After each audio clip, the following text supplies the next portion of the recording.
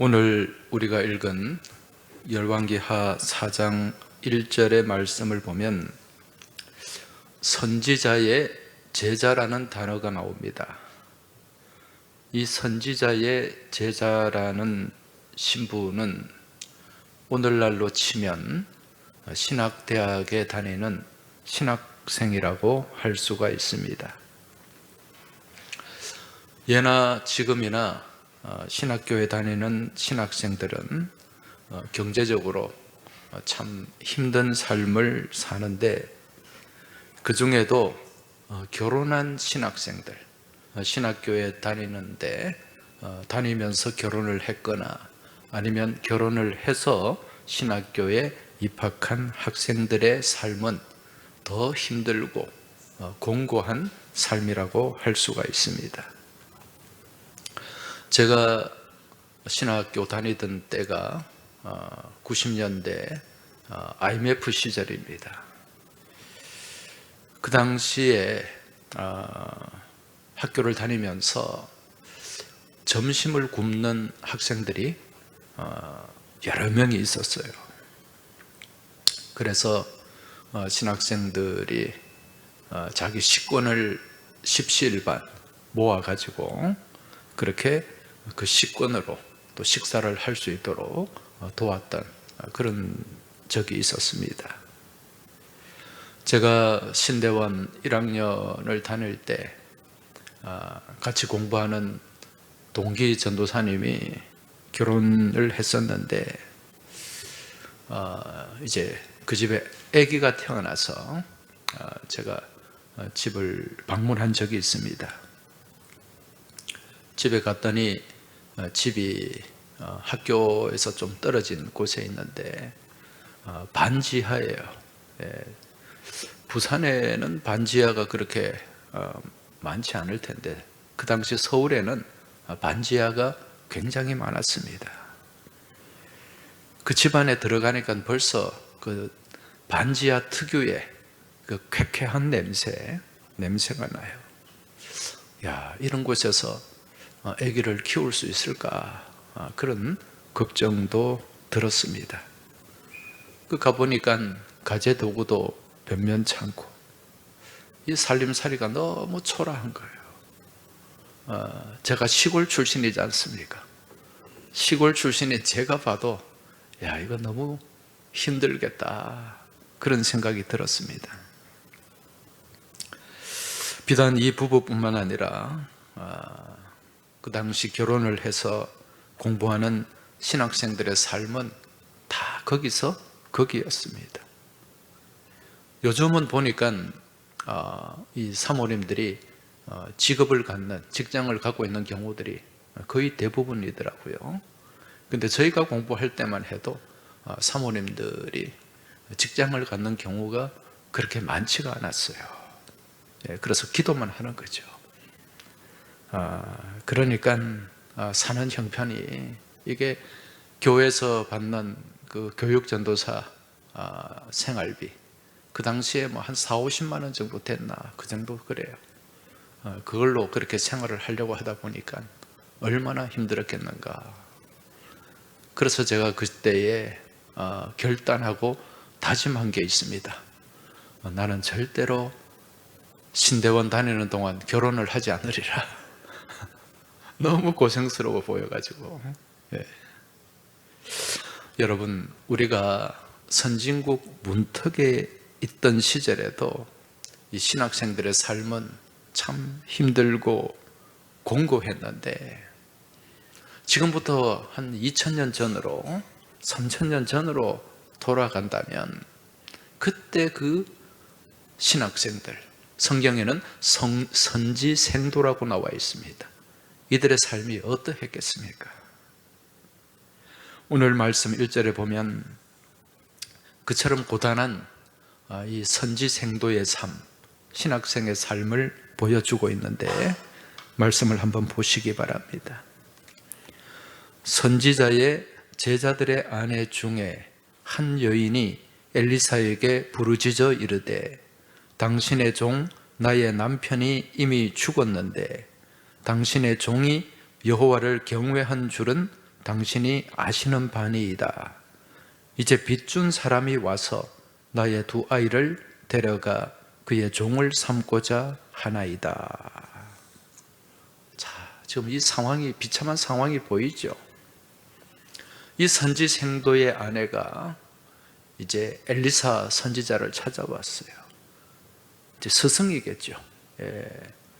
스승 엘리사를 찾아와서 이 자기 남편이 죽었는데 지금 죽고 난 뒤에 아무것도 유산을 남겨놓은 게 없고 자 빚만 잔뜩 남겨준 거예요. 그런 빚쟁이, 그 빚을 이 선지생도의 아내가 다 떠안았던 거죠. 그리고 그 빚쟁이가 아들을 종으로 내놔라. 빚을 갚을 능력이 없으면 네 어린 아이들을 종으로 다 내놔라. 이렇게 협박을 하고 있는 상황입니다. 여러분 한번 생각해 보세요. 아무것도 가진 것 없는 가난한 선지생도와 결혼을 해서 하나님만 바라보면서 그렇게 살았는데 어느 날 갑자기 이 남편이 훌쩍 떠나버렸다면, 그렇게 세상을 떠났다면 이 아내의 심정이 어떠했겠습니까? 제가 이 본문 말씀만 보면 떠오르는 한 사건이 있어요. 제가 대학원에 진학을 해서 석사 과정을 할 때 그때 같이 공부를 했던 전도사님이 있었습니다. 이분은 굉장히 참 학자의 품성을 가진 분이에요. 앞으로 훌륭한 교수님이 되겠다, 저는 그런 생각을 했었는데, 그래서 저는 그때 신학교를 졸업하고 이제 전임을 하면서 석사 과정을 공부했고, 이분은 공부에 더 집중하려고 아예 파트타임을 하면서 그렇게 공부를 했었습니다. 그런데 어느 날 갑자기 이 전도사님이 세상을 떠났다는 거예요. 평소 학교에서 만나서 같이 밥도 먹고 대화도 하고 또 같이 스터디도 하고 그렇게 했던 전도사님인데 갑자기 세상을 떠났다는 거예요. 돌연사죠. 제가 볼 때는 너무 무리하지 않았나 생각이 들어요. 뭘 하나 하면은 굉장히 진짜 준비를 철저하게 하고 그러면서 자기 몸을 제대로 돌보지 않아 가지고 그런 일이 생기지 않았나 생각이 드는데, 어린 아들 하나하고 젊은 사모님, 그때 아마 나이가 30대 초반이었던 것 같아요. 그 남편을 잃고 오열하는 그 사모님의 모습, 하나님 앞에 절규하는 모습, 지금도 기억에 남아있어요. 이 말씀을 보면 그 상황이 오버랩이 됩니다.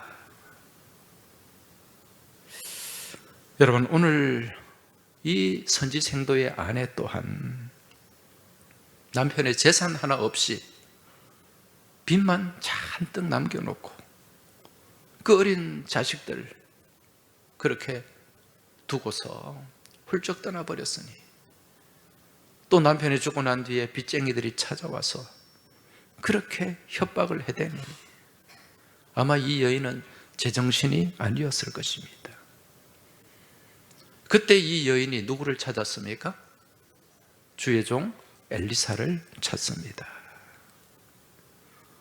여러분, 우리가 이 땅의 삶을 살면서 또 믿음의 삶을 살면서 도무지 앞이 보이지 않는 상황을 만날 때가 있습니다. 여러분, 그런 때에 우리는 누구를 찾아야 될까요? 여러분은 누구를 찾습니까? 지금 이 선지생도의 아내는 주의 종 엘리사를 찾았는데, 지금 이 여인이 엘리사를 찾은 것은 그냥 평범한 자연인 엘리사를 찾은 것이 아니라 이 엘리사와 함께하는 하나님을 찾아온 것인 줄로 믿습니다. 우리에게 이 믿음이 있어야 돼요. 엘리사가 선지자지만은 무슨 돈이 있습니까? 무슨 힘이 권력이 있습니까? 이 엘리사에게 찾아와서 호소하고 눈물로 읍소하는 것은 이 엘리사와 함께하는 하나님을 믿고 의지하고 신뢰하기 때문에 찾아왔다는 거죠. 여러분, 살아가면서 어떤 문제를 만날 때 우리의 믿음의 태도를 한번 잘 생각해 봐야 돼요. 어떤 분들은요, 어떤 시험이 들고 문제를 만났을 때 신방도 잘 안 받아요. 신방 가겠다 그러면 목사님, 이거 좀 해결되고 난 뒤에 제가 신방을 받겠습니다. 그런 얘기가 목사한테는 충격으로 다가와요. 이분이 믿음이 있는 걸까? 지금 이런 때에 더 하나님께 의지하고 매달리고 주의 종과 함께 같이 기도해야 될 때인데 그 문제 다 해결되면 내가 신방을 받겠다? 여러분, 이거는 내 힘을 믿는 거잖아요. 내가 다 하겠다는 거잖아요. 그 가운데 하나님은 보이지 않아요. 여러분, 어렵고 힘들 때 우리가 오직 의지해야 될 대상, 바라보고 손잡고 신뢰하며 나가야 될 대상은 우리 하나님 한 분이신 줄로 믿으시기 바랍니다. 그런 믿음 안에 하나님이 개입하시는 거예요. 지금 엘리사가 자신을 찾아온 이 여인에게 뭐라고 얘기를 하는가? 오늘 2절 말씀을 보십시오. 엘리사가 그에게 이르되 내가 너를 위하여 어떻게 하랴? 내 집에 무엇이 있는지 내게 말하라. 그가 이르되 계집종의 집에 기름 한 그릇 외에는 아무것도 없나이다. 지금 엘리사가 묻습니다. 네 집에 무엇이 있느냐? 너희 집에 무엇이 있는지 내게 말해라. 이건 무슨 질문일까요? 지금 엘리사가 뭐가 있는지 이게 궁금한 게 아니에요. 지금 내가 할 수 있는 일이 무엇이냐? 이 질문입니다. 이 상황에서, 네 형편에서 네가 할 수 있는 것을 말해 보아라. 여러분, 오늘 우리가 이 말씀을 통해서 우리 가운데 역사하시는, 우리 삶 가운데 일하시는 하나님의 모습을 우리가 깨닫게 됩니다. 여러분, 우리 하나님은 우리 삶 가운데 무슨 일을 하시든지 우리와 함께 하기를 원하시는 분입니다. 다시 말해, 우리 하나님은 우리가 무언가를 필요로 할 때 그냥 입을 벌리게 해놓고 떠먹여 주시는 분이 아니라 그러한 내가 처한 상황 속에서 내가 할 수 있는 최선의 행위를 요구하시는 분이다. 우리가 하나님과 더불어서 하나님과 함께 뭔가를 하길 원한다는 거예요. 그저 감나무 밑에 앉아서 감이 떨어지기를 기다리는 그런 신앙은 신앙이 아닙니다, 여러분. 내가 기도를 했으면 그 기도의 응답을 위해서 내가 할 수 있는 최선의 행위를 동원해야 된다는 거예요. 오늘 우리는 이 말씀에 견주어서 복음서에 나오는 오병이어 기적을 생각할 수 있는데, 여러분, 당시에 예수님 앞에 운집해 있는 수천 명의 군중들이 있었어요. 근데 문제는 이들이 날이 저물어 가는데 먹을 게 없다는 겁니다. 이때 제자들이 뭐라고 얘기합니까? 누가복음 9장 12절에 보면 예수님, 날이 저물어 가는데 이들을 마을로 보내어서 먹을 것을 얻게 해야 되지 않겠습니까? 이게 9장 12절의 내용이에요. 이때 예수님이 13절에서 뭐라고 말씀하시는가? 너희가 먹을 것을 주라. 너희가 먹을 것을 주라. 여러분, 제자들이 뭐가 있는데, 아무것도 없는데 제자들한테 너희가 먹을 것을 주라. 무슨 얘기입니까? 지금 막막한 현실만 바라보고 있는 제자들에게 지금 너희가 할 수 있는 최선의 방법을 찾으라, 이 말씀이에요. 최선의 노력을 동원해라. 여러분, 예수님의 능력이라면 무에서 유를 만들 수 있는 분이에요. 수천 명이 아니라 수만 명까지도 얼마든지 예수님은 먹이실 수가 있는 분이에요. 그런데 주님은 지금 이들 스스로 아무것도 할 수 없다고 생각하는 그 상황 속에서 이들이 뭔가를 하길 원하는 거예요. 무언가를 찾기를 원하시는 거예요. 왜 그렇습니까? 우리 주님께서는 우리 안에 있는 작은 믿음과 헌신의 씨앗을 통해서 주님의 일을 이루어 가시는 분이기 때문입니다. 그저 믿음의 삶을 산다고 하면서 거머리의 두 딸처럼 날마다 다고 달라 그렇게 쪼르는 보채는 신앙이 아니라 내게 주어진 현실과 상황 속에서 최선을 다하며 기도하며 또 노력하는 이 모습이 우리 주님께서 원하시는 모습이라는 거예요. 여러분, 이제 11월 달이 되면 수능고사가 다가옵니다. 우리 교회도 수험생들이 있는데 이 친구들이 그저 공부는 안 하고 매일같이 그냥 교회에 나와서 기도만 하고 하나님 좋은 성적 주십시오. 예, 제가 다 1등급 맞게 해주십시오. 그렇게 기도한다고 그 기도가 응답이 되겠습니까? 기도하는 가운데 내가 할 수 있는 상황에서 최선을 다하는 거예요. 그때 하나님이 도우시고 하나님이 역사하시는 줄 믿으시기 바랍니다. 지금 네 집에 무엇이 있는가? 이걸 질문한 엘리사의 질문에 여인이 뭐라고 대답을 하는가? 2절에 뭐라고 대답을 합니까? 계집종의 집에 기름 한 그릇 외에는 아무것도 없나이다. 지금 이 여인의 집에 있는 재산이라고는 무엇밖에 없다? 기름 한 그릇. 여러분, 지금 이 여인의 대답에는요, 지금 이 기름 한 그릇으로 아무것도 할 수가 없습니다. 이런 부정적인 생각이 여기에 담겨 있어요. 지금 현재 내가 가진 것은 고작 이것뿐입니다. 고작 기름 한 그릇뿐입니다. 이 기름 한 그릇 가지고 내가 뭘 할 수 있겠습니까? 이런 말이죠. 지금 이 여인의 처지가 각박해서 그런지 몰라도 굉장히 부정적인 생각으로 그 내면이 채워져 있습니다. 여러분, 우리가 믿음의 삶을 살면서 이 바라보는 시선이 굉장히 중요해요.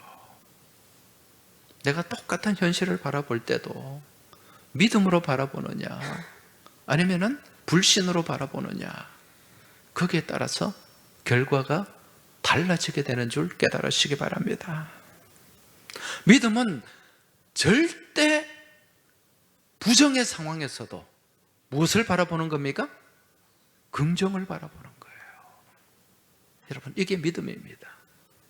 그 가운데서 내가 하는 것이 아니라 누가 하시기 때문에? 주님이 하시기 때문에. 안 된다, 할 수 없다, 어렵다, 이런 부정적인 사고로 이루어진 기적은 단 한 건도 없어요. 그러나 믿음 안에서 할 수 있다, 하면 된다, 하자, 이런 긍정의 믿음 안에서 이루어진 기적은 이루 헤아릴 수 없이 많습니다. 여러분, 우리 삶의 기적은 긍정을 바라보는 믿음 안에서 이루어지는 줄 깨달으시기 바랍니다. 우리가 바라볼 때는 이것 정도, 그까짓 것, 그렇게 초라하게 보이는 것, 그렇게 보이지 않을 수 있지만은 그처럼 그까짓 것 가운데 여러분, 하나님이 역사하시면 이게 대단한 것이 되는 줄 믿으시기 바랍니다. 놀라운 기적의 씨앗이 되는 사실을 믿고 깨달으시기 바랍니다. 하나님은 아주 작은 것을 통해서 놀라운 일들을 이루어 가십니다. 그 겨자씨 하나 같은 믿음을 통해서 산을 옮기는 능력을 우리에게 허락하시는 줄 믿고 깨달으시기 바랍니다. 손바닥만한 그 구름으로 여러분, 그 가물을 해결하는 엄청난 비를 허락해 주시는 분이 우리 하나님이신 줄 믿으시기 바랍니다. 우리가 이런 믿음으로 나가야 돼요. 이제 우리는 그러한 믿음의 모습을 본문 3절을 통해 확인할 수 있는데 3절 말씀을 보십시오. 이르되 너는 밖에 나가서 모든 이웃에게 그릇을 빌리라. 빈 그릇을 빌리되 조금 빌리지 말고 너는 내 두 아들과 함께 들어가서 문을 닫고 그 모든 그릇에 기름을 부어서 차는 대로 옮겨 놓으라. 자, 그릇을 빌려라. 빈 그릇을. 네 아들까지 함께 동원해서 빌릴 수 있는 만큼 최대한 빌려라. 무슨 얘기인가? 그릇을 확보하라는 거예요. 무슨 그릇일까요? 믿음의 그릇입니다. 빈 그릇이잖아요. 이 빈 그릇에 기름이 채워질 수 있다는 그 믿음을 가지고 그릇을 빌려와라. 이 요청입니다. 너의 믿음의 지경을 넓혀라. 지금 네가 처한 상황 속에서 네가 할 수 있는 최선을 다해라. 그저 앉아서 처지를 한탄하고 원망하고 불평하지 말아라. 지금 이 여인이 이 엘리사의 요구에 순종했습니까? 하지 않았습니까? 순종했죠. 순종했습니다. 여러분, 순종이 제사보다 나은 줄 깨달으시기 바랍니다. 믿음 있는 사람은 순종하게 되어 있어요. 그러나 믿음이 없으면 불순종으로 일관하게 됩니다. 아니, 기름요 한 그릇밖에 없는데 어디 가서 그릇 빌려서 뭐 하려고? 그래 생각해버리면 아무것도 되지 않습니다. 내 상식으로 이해가 되지 않아도 여러분, 하나님의 명령이라면 그걸 순종해야 됩니다. 순종할 때 그 가운데 하나님께서 베풀어 주시는 은혜가 그 가운데 담기게 되는 줄 믿으시기 바랍니다. 자, 이렇게 순종했더니 어떤 일이 일어났는가? 오늘 말씀 5절, 6절을 함께 보겠습니다. 여인이 물러가서 그의 두 아들과 함께 문을 닫은 후에 그들은 그릇을 그에게로 가져오고 그는 부었더니 그릇에 다 찬지라. 여인이 아들에게 이르되 또 그릇을 내게로 가져오라 하니 아들이 이르되 다른 그릇이 없나이다 하니 기름이 곧 그쳤더라. 할렐루야. 지금 이들이 준비한 그릇만큼, 믿음의 그릇만큼, 준비한 믿음의 노력만큼 지금 기름이 채워지고 있는 것을 볼 수가 있습니다. 여러분, 오늘 우리의 믿음의 삶 또한 마찬가지예요. 지금 내가 닥친 어떤 문제 앞에서 내가 가진 것이 없어서, 내가 할 수 있는 일이 없어서 이런 핑계만 앞세우고 원망하고 불평하는 것이 아니라 지금 내가 처한 상황 속에서 믿음의 긍정의 시선을 가지고 최선의 노력을 다하며 나아갈 때 여러분, 그 믿음 안에서 하나님의 역사가 나타나게 되는 줄 믿으시기 바랍니다. 우리 하나님은 그러한 믿음 가운데 놀라운 일들을 펼쳐가시는 줄 믿으시기 바랍니다. 우리 삶 가운데 부족함을, 어려움을, 삶의 결핍을 하나님 가까이 나아가는데 도구로 사용하고 하나님께서 부어주시는 은혜의 그릇으로 사용할 때 여러분, 우리 삶 가운데 우리가 생각하지 못하고 우리가 경험하지 못한 그런 놀라운 일들을 우리가 만나게 될 줄 믿습니다. 지난 9월 8일 우리가 해운대 성령 집회, 해운대 성령 집회 때 이찬수 목사님 말씀을 통해서 은혜를 많이 받았습니다.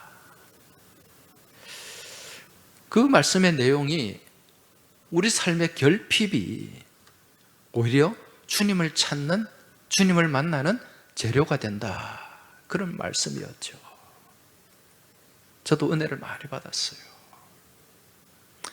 여러분, 지금 내 삶 가운데 불행처럼 다가오는, 불행처럼 보이는 여러 가지 삶의 결핍들이 주님을 향해 나아가는 도구가 되고, 또 우리 삶 가운데서 주님의 역사하심을 경험하는 능력의 통로가 되는 것, 여러분, 이건 진리입니다. 지금 내 삶 가운데 있는 여러 가지 고난과 부족함과 어려움과 삶의 문제들과 결핍들, 이걸 두고 여러분 원망하지 마시고 그 가운데서 역사하시는 하나님의 도우심과 하나님의 은혜와 하나님의 능력을 기대하시고 바라보시길 주의 이름으로 축원합니다. 아마 클래식 음악을 좋아하시는 분은 잘 아시는 지휘자일 텐데, 이탈리아 출신의 세계적인 지휘자 아르투로 토스카니니라는 지휘자가 있습니다. 아르투로 토스카니니, 이분이 이제 1800년대 태어나서 1900년대 중반까지 사신 분인데요, 세계적인 지휘자예요. 근데 원래 이분은, 이 토스카니니는 지휘자가 아니라 첼로 연주자였어요. 첼로 주자였는데, 이분이 갖고 있는 이 어려움 가운데 하나가 극도의 근시였어요. 그래서 악보를 이렇게 연주하면서 악보를 잘 볼 수가 없어요. 악보를 잘 못 보니까 어떻게 해야 되겠어요? 악보를 다 외워야 돼요. 암보를 해야 돼요. 그런데 어느 날 중요한 연주회가 있었는데, 그 중요한 연주회를 앞두고 이 오케스트라에서 큰 문제가 생겼어요. 지휘자하고 오케스트라 단원하고 싸움이 붙은 거예요. 예, 이게 다툼이 생겨가지고 지휘자가 열받아가지고 그냥 나 지휘 안 해! 그러고 병원에 가서 입원을 해버렸어요. 연주를 앞두고. 우리 연주자들 이런 상황이면 어때야 돼요? 정말 황당하죠, 그죠? 당장 어떤 다른 지휘자를 대체할 수도 없어. 연주회가 내일 모레인데 지휘자는 병원에 입원해버리고. 그러니까 그 단원들 가운데 한 사람이 지휘를 해야 될 상황이 됐어요. 근데 아무런 지휘를 할 수 있는 사람이 없어요. 그때 유일하게 이 토스카니니, 이분이 뭘 하고 있었습니까? 다 악보를 암보하고 있었어요. 그러니까 지휘를 할 수 있는 거예요. 이분이 지휘자로 선정이 됐어요. 그런데 그 연주회가 그 열받아서 입원한 지휘자보다 더 훌륭한 그런 연주회가 됐어요. 사람들이 감탄을 했죠. 야, 이게 무슨 일인가. 그때부터 이 토스카니니는 그냥 첼로 주자가 아닌 이제 정말 유명한 그러한 지휘자의 반열에 오르게 되었고, 그 이후에 세계적인 그런 유명한 지휘자가 된 것입니다. 여러분, 만약에 이 토스카니니의 그 시력이 극도의 그런 고도 근시가 아니었더라면 아마 이 사람은 평범한 첼로 주자에 지나지 않았을 거예요. 그런데 그 결핍이 그를 정말 훌륭한 세계적인 그러한 지휘자의 반열에 올려 놓았다는 것입니다. 여러분, 우리에게 어떤 결핍이 있고 또 내 삶을 짓누르는 고통이 있다는 것은 가히 즐거운 일이 아닙니다. 그런데 그러한 결핍과 고통이 더 큰 은혜를 담을 수 있는 축복의 그릇이 될 수 있고, 또 그러한 고난과 결핍이 우리 삶 가운데 놀라운 기적을 만드는, 기적을 불러오는 통로가 될 수 있다는 사실, 여러분 믿음으로 깨달으시길 축복합니다. 지금 이 자리에 계신 분들 다 결핍이 있을 거예요. 또 사람들에게 다 말 못하는 그러한 어려움도, 또 힘겨움도 있을 것입니다. 지금도 내 삶을 짓누르는 그러한 고난과 고통이 있을 거예요. 여러분, 그러한 힘겨움과 결핍 가운데서 주님을 원망하지 마시기 바랍니다. 그러한 고난과 결핍을 주님께로 더 가까이 나아가는 통로로 삼으시길 주의 이름으로 축원합니다. 그리할 때 그러한 고난과 결핍들이 내 삶의 기적의 재료가 되고, 그 고난과 결핍을 통해 내 삶은 더 풍성한 하나님의 은혜로 채워지게 될 줄 믿습니다. 이 유명한 지휘자 토스카니니가 이런 유명한 말을 남겼습니다. 제가 읽어드리겠습니다. 어려울 때 힘 대신 하나님께 감사하노라. 좋은 환경이 아니라고 해서 불평하지 말자. 좋은 환경만이 좋은 결과를 가져오지 않는다. 아담은 에덴 동산과 같은 좋은 환경에서도 타락하지 아니했는가? 눈물에 대해서도 감사를 드리자. 눈물이 있는 눈으로 하나님을 바라볼 때 우리는 더 똑똑히 주님을 바라볼 수 있다. 하나님께서는 우리가 어려울 때일수록 우리에게 가까이 오셔서 우리를 보호해 주시고 우리에게 큰 힘이 되어 주신다. 자신의 삶의 믿음의 고백이에요. 사랑하는 교회 여러분, 지금 우리를 힘들게 하는 여러 가지 고난과 결핍과 아픔, 이것이 결코 불행의 씨앗이 아닙니다. 오히려 이러한 고난과 결핍을 통해 우리는 더욱 주님을 가까이서 만날 수 있고, 이러한 결핍 가운데서 우리 주님을 향해 매달려 기도하며 나아갈 때 여러분, 그 기도가 기적의 동력이 되고 기적의 조건이 되는 줄 믿습니다. 이러한 믿음으로 이번 한 주간에도 주님 가까이 나아가시고 주님과 동행하시고 우리 주님께서 베풀어 주시는 놀라운 은혜와 능력을 경험하는 복된 한 주간이 되시길 주의 이름으로 축원합니다. 이제 우리가 이러한 믿음의 고백을 담아서 같이 찬송 드리겠습니다. 주님 손잡고 일어서세요. 같이 찬송 드리겠습니다.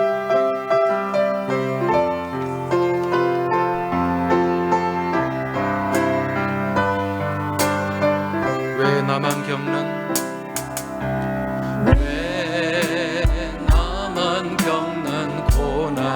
고난이냐고 불평하지 마세요. 고난의 뒤편에 있는 주님이 주실 축복 미리 보면서 감사하세요. 너무 견디기 힘든 지금 이 순간에도 주님이 일하고 계시잖아요. 남들은 지쳐 앉아 있을지라도 당신만 일어서세요. 힘을 내세요. 힘을 내세요. 힘을 내세요. 주님이 붙잡고 계시잖아요. 주님이 나와 함께함을 믿는다면 어떤 역경도 이길 수 있잖아요. 왜 이런 슬픔 찾아왔는지 원망하지 마세요. 당신의 잃은 것보다 주님께 받은 은혜 더욱 많음에 감사하세요.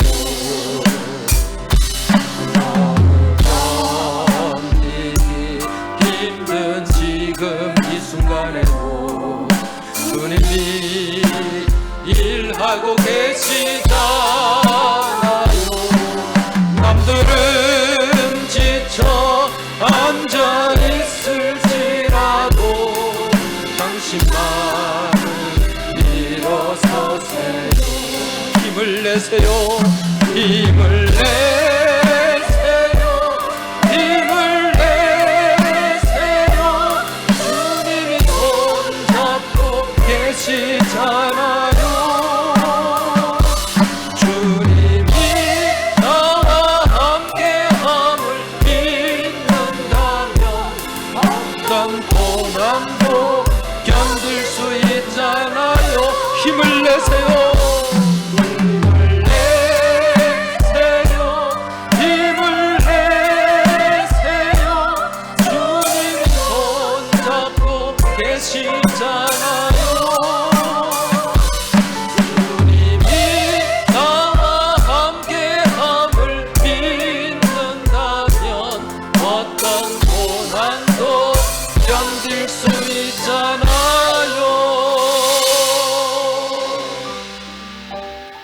이제 이 시간 우리 같이 기도하겠습니다.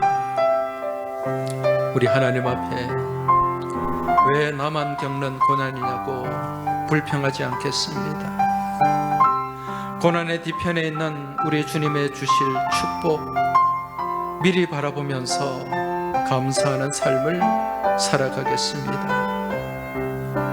고난과 결핍과 아픔이 결코 나의 불행의 씨앗이 아니라 이 고난과 결핍을 통해 우리 주님을 더 가까이서 만날 수 있고, 그 결핍 가운데서 하나님께 매달려 기도할 때 그것이 기적의 조건이 될 수 있다는 것을 깨닫고 우리 하나님 앞에 가까이 나가며 기도하겠습니다. 이 시간 이 기도의 내용과 제목을 가지고 우리 주여 한번 외치고 합심해서 통성으로 우리의 고백을 쏟아내며 같이 기도드리겠습니다. 주여, 하나님 아버지 감사합니다. 오늘도 저희들에게 주의를 주시고 주님 앞에 나올 수 있는 시간을 허락하시고 이 예배로 제단을 쌓으며 하나님 가까이 나아가게 하시니 감사합니다. 아버지 하나님, 우리 삶 가운데 순간순간 다가오는 고난과 결핍과 여러 가지 문제들과 삶의 아픔들, 하나님, 이것이 결코 불행의 씨앗이 아님을 저희들이 믿고 깨닫고 고백합니다. 이러한 문제 앞에서 원망하고 불평하는 것이 아니라 더욱더 주님 가까이 나아가며 주님을 가까이서 만나는 그러한 거룩한 통로, 은혜의 통로로 사용할 수 있는 믿음을 우리에게 허락하여 주시옵소서.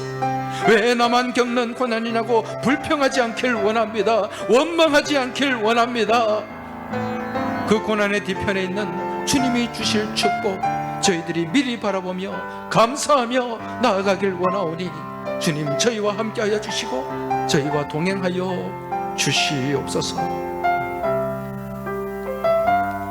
살아 역사하시는 하나님 아버지, 저희 삶 가운데 순간순간 다가오는 고난과 어려움과 삶의 짓눌림과 여러 가지 부족함과 결핍들이 저희의 불행의 씨앗이 아니라, 불행의 조건이 아니라 이러한 고난과 결핍을 통해 주님을 더 가까이 만날 수 있는 그 결핍 가운데서 주님께 매달려 기도할 때 저희가 놀라운 기적을 경험할 수 있는 기적의 조건이 될 수 있다는 사실을 깨닫게 하시니 감사합니다. 이 믿음으로 한 주간 저희들이 살아가길 원합니다. 이 믿음으로 한 주간 이러한 역경과 고난과 맞서 승리하길 원합니다.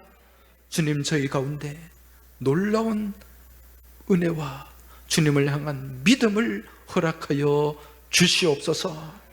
이 모든 간구 살아계신 우리 주님 예수 그리스도 이름으로 기도하옵나이다. 아멘.